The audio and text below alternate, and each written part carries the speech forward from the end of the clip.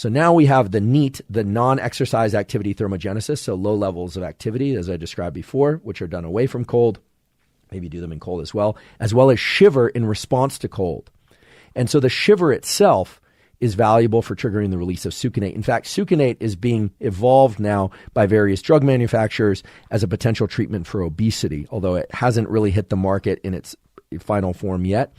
Succinate is powerful for its effects on brown fat.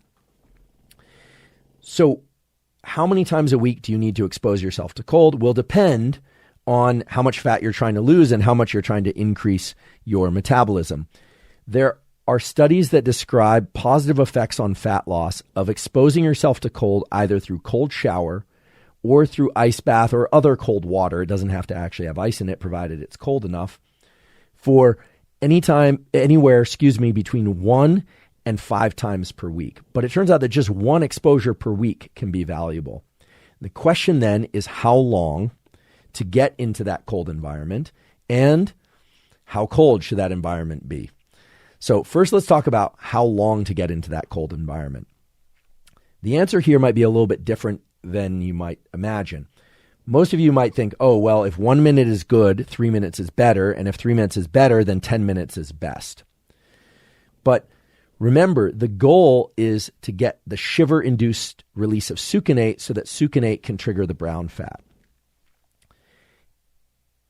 It turns out that if you want to trigger the shiver, what you want to do is to get into the cold and then get out of the cold, and typically not dry off, and then get back into the cold and out of the cold. That will definitely stimulate more shivering than just getting into the cold itself. So what I'm not referring to is getting into the cold environment like an ice bath and waiting until you shiver and staying there shivering. Okay. You also don't want to get hypothermic, and I want to be clear. You want to get approval from your doctor before you do any of this. When you get into cold water, there are 2 factors that will dictate whether or not you shiver.